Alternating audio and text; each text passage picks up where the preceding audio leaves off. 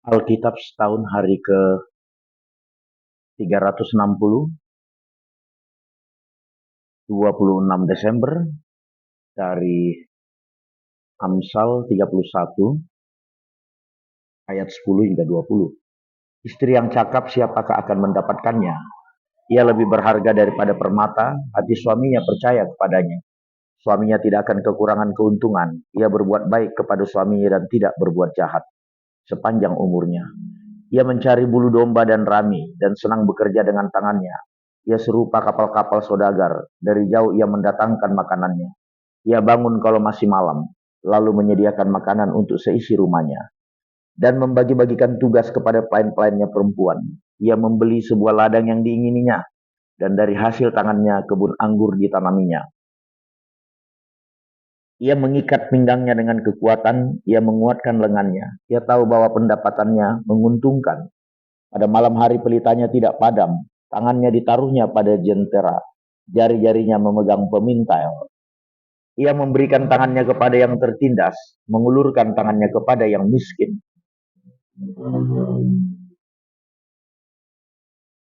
Perjanjian baru Wahyu 18. Kemudian daripada itu aku melihat seorang malaikat lain turun dari sorga. Ia mempunyai kekuasaan besar dan bumi menjadi terang oleh kemuliaannya. Dan ia berseru dengan suara yang kuat katanya, sudah rubuh Babel, kota besar itu. Dan ia telah menjadi tempat kediaman roh-roh jahat dan tempat bersembunyi semua roh najis. Dan tempat bersembunyi segala burung yang najis dan yang dibenci. Karena semua bangsa telah minum dari anggur hawa nafsu cabulnya. Dan raja-raja di bumi telah berbuat cabul dengan dia. Dan pedagang-pedagang di bumi telah menjadi kaya oleh kelimpahan hawa nafsunya. Lalu aku mendengar suara lain dari sorga berkata, pergilah kamu, hai umatku, pergilah daripadanya, supaya kamu jangan mengambil bagian dalam dosa-dosanya, dan supaya kamu jangan turut ditimpa malapetaka-malapetakanya. Sebab dosa-dosanya telah bertimbun-timbun sampai ke langit, dan Allah telah mengingat segala kejahatannya. Balaskanlah kepadanya, sama seperti dia juga membalaskan, dan berikanlah kepadanya 2 kali lipat menurut pekerjaannya. Campurkanlah baginya 2 kali lipat di dalam cawan percampurannya.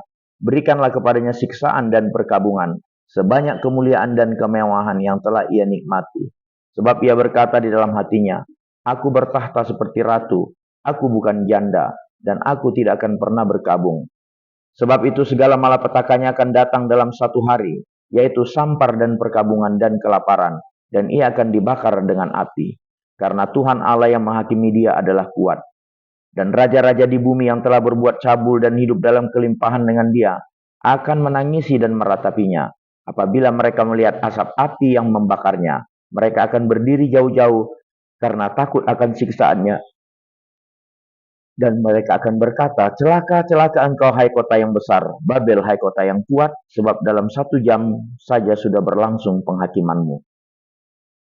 Dan pedagang-pedagang di bumi menangis dan berkabung karena dia, sebab tidak ada orang lagi yang membeli barang-barang mereka, yaitu barang-barang dagangan dari emas dan perak, permata dan mutiara, dari lenan halus dan kain ungu, dari sutra dan kain kirmizi, pelbagai jenis barang dari kayu yang harum baunya, pelbagai jenis barang dari gading, pelbagai jenis barang dari kayu yang mahal, dari tembaga besi dan pualam, kulit manis dan rempah-rempah, wangi-wangian mur dan kemenyan, anggur, minyak, tepung halus dan gandum, lembu sapi, domba, kuda dan kereta budak, dan bahkan nyawa manusia. Dan mereka akan berkata, sudah lenyap buah-buahan yang diingini hatimu, dan segala yang mewah dan indah telah hilang daripadamu dan tidak akan ditemukan lagi. Mereka yang memperdagangkan barang-barang itu yang telah menjadi kaya oleh dia akan berdiri jauh-jauh karena takut akan siksaannya. Dan sambil menangis dan meratap, mereka berkata, celaka, celaka kota besar yang berpakaian lenan halus, dan kain ungu dan kain kirmizi, dan yang dihiasi dengan emas, dan permata dan mutiara.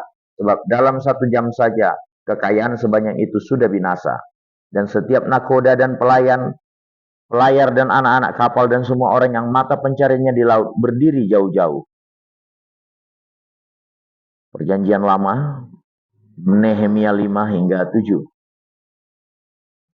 Maka terdengarlah keluhan yang keras dari rakyat dan juga dari pihak para istri terhadap sesama orang Yahudi.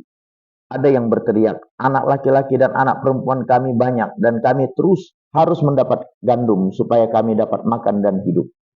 Dan ada yang berteriak, ladang dan kebun anggur dan rumah kami gadaikan untuk mendapat gandum pada waktu kelaparan. Juga ada yang berteriak, kami harus meminjam uang untuk membayar pajak yang dikenakan raja atas ladang dan kebun anggur kami. Sekarang walaupun kami ini sekadar sedarah sedaging dengan saudara-saudara bangsa-bangsa kami, dan anak-anak kami sama dengan anak-anak mereka, namun kami terpaksa membiarkan anak-anak lelaki dan anak-anak perempuan kami menjadi budak, dan sudah beberapa anak perempuan kami harus membiarkan diri dimiliki orang. Kami tidak dapat berbuat apa-apa karena ladang dan kebun anggur kami sudah di tangan orang lain.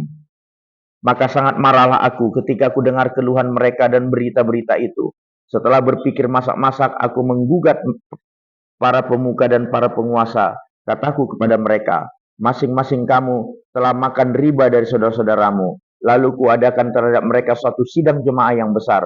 Berkatalah aku kepada mereka, kami selalu berusaha sedapat-dapatnya untuk menebus sesama orang Yahudi yang dijual kepada bangsa-bangsa lain. Tetapi kamu ini justru menjual saudara-saudaramu, supaya mereka dibeli lagi oleh kami. Mereka berdiam diri karena tidak dapat membantah. Kataku, tidaklah patut apa yang kamu lakukan itu. Bukankah kamu harus berlaku dengan takut akan Allah kita untuk menghindarkan diri dari cercaan bangsa-bangsa lain, musuh-musuh kita?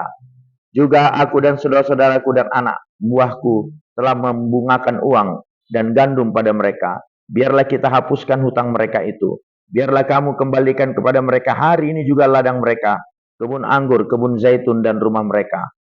Pula hapuskanlah hutang mereka, yakni uang serta gandum, anggur, dan minyak yang kamu tagih dan daripada mereka. Berkatalah mereka, itu akan kami kembalikan, dan kami tidak akan menuntut apa-apa dari mereka. Kami akan melakukan tepat seperti yang engkau perintahkan. Lalu aku memanggil para imam dan menyuruh mereka bersumpah bahwa mereka akan menepati janji mereka.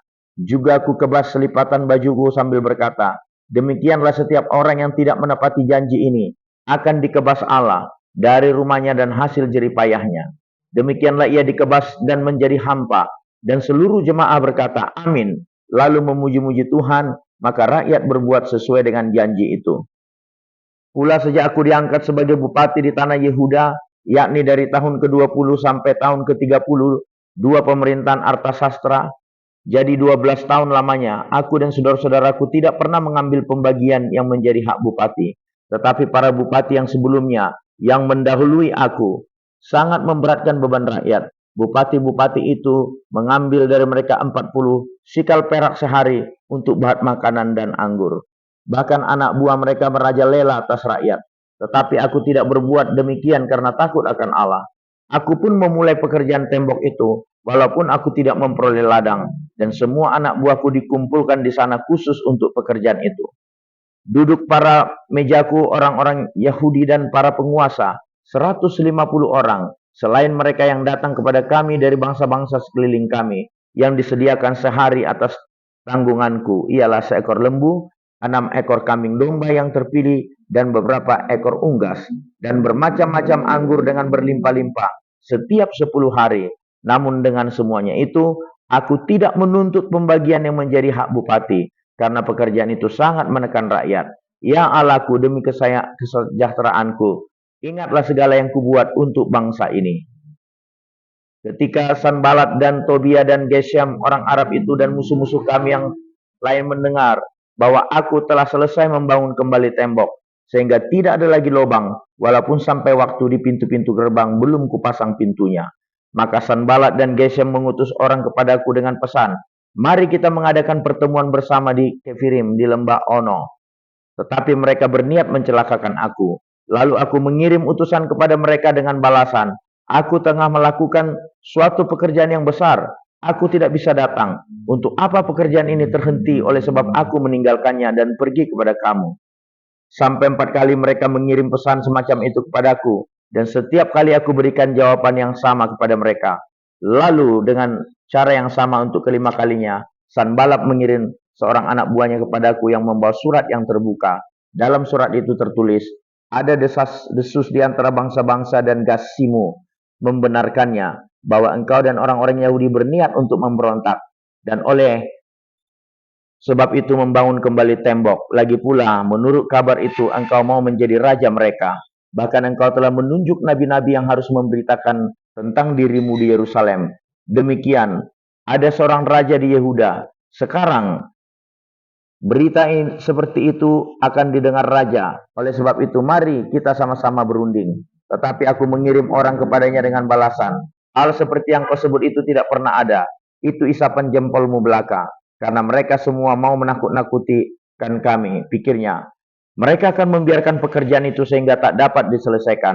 Tetapi aku justru berusaha sekuat tenaga. Ketika aku pergi ke rumah Semaya bin Delaya bin Mehetabel, sebab ia berhalangan datang, berkatalah ia, biarlah kita bertemu di rumah Allah, di dalam bait suci, dan mengunci pintu-pintunya, karena ada orang yang mau datang membunuh engkau. Ya, malam ini mereka mau datang membunuh engkau. Tetapi kataku, orang manakah seperti aku ini yang akan melarikan diri? Orang manakah seperti aku ini dapat memasuki bait suci dan tinggal hidup? Aku tidak pergi, karena aku ketahui benar bahwa Allah tidak mengutus dia. Ia mengucapkan nubuat itu terhadap aku, karena disuap Tobia dan Sanbalat. Untuk ini dia disuap, supaya aku menjadi takut lalu berbuat demikian, sehingga aku berdosa. Dengan demikian mereka mempunyai kesempatan untuk membusukkan namaku, sehingga dapat mencela aku. Ya Allahku, ingatlah bagaimana Tobia dan Sanbalat masing-masing telah bertindak.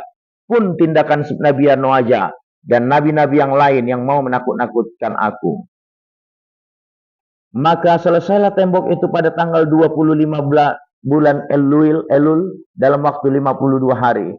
Ketika semua musuh kami mendengar hal itu, takutlah semua bangsa sekeliling kami. Mereka sangat kehilangan muka dan menjadi sadar bahwa pekerjaan itu dilaksanakan dengan bantuan Allah kami. Pada masa itu pula para pemuka Yehuda mengirim banyak surat kepada Tobia, dan sebaliknya mereka menerima surat-surat daripadanya, karena banyak orang di Yehuda mempunyai ikatan sumpah dengan dia, sebab ia adalah menantu Sekhania bin Arah, sedang Yohanan anaknya mengambil anak Mesulam bin Berekia sebagai istri. Juga mereka sebut-sebut segala kebaikan Tobia di mukaku, dan segala perkataanku terus dibeberkan kepadanya. Pula Tobia mengirim surat-surat untuk menakut-nakutkan aku.